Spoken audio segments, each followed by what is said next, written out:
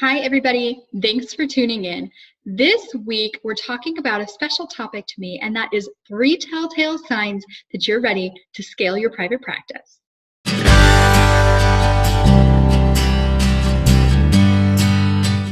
All right, let's dive in. So, as therapeutic entrepreneurs, we all have big dreams, right? We know that we want a private practice that is going to be fulfilling and uplifting and inspiring to not only ourselves, but to our clients as well. And we know that we want to find a way to marry both empathy and success.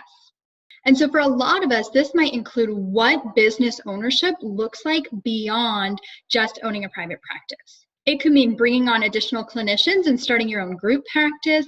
It could be maximizing your office space when you're not there and subleasing to other clinicians, or it could be using online income streams to maximize your impact and your income. The thing is, though, while it can be really fun to imagine what your business looks like beyond clinical work and what it means to take your practice to the next level, moving too fast and scaling too soon can be a big drawdown to a practice that's already profitable.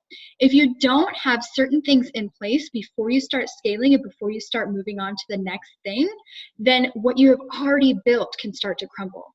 So that's why this week we're talking about the 3 signs that you're truly ready to go ahead and scale beyond clinical work. The first one is a full and stable caseload. You'll often hear about the money and the time cap that happens when you're offering one-on-one services.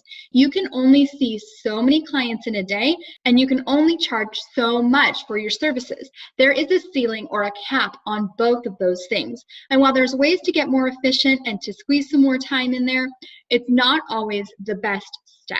So when people get to the idea of having a full caseload and they realize that there's a cap on their income and their impact, they often start looking to the next step. However, if you only start scaling when you're full, you're taking action prematurely. And here's why. You want to also have a stable caseload.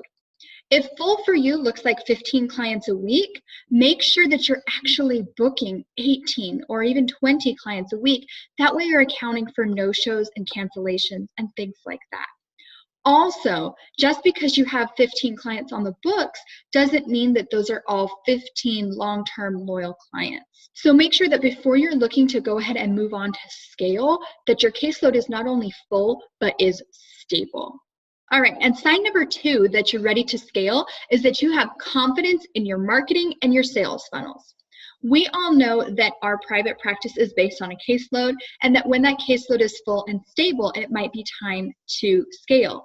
However, there are times when you are going to have clients who just ghost you, who just fall off the face of the earth, or maybe several clients come to termination at the same time, and so your caseload drops by 3 or 4 people. In this instance, you want to know that you can confidently and quickly fill those 3 or 4 spots back up, which means that your marketing and your sales funnel for your existing current practice needs to be in place. Once you know that you can confidently and quickly fill a slot, you can take your time and your energy and your attention away from your practice a little bit and focus on your next income stream. However, if you all of a sudden have a few openings and they aren't filling and you have these open slots, your original income base is going to deplete, and it's not going to be sustainable for you to be over here adding another stream. So make sure that your caseload is not only full and stable, but that when those inevitable openings come up, you have streamlined processes that work and that you can count on to fill the spots back up. All right, and the third thing that you need to be able to scale your private practice is a solid brand.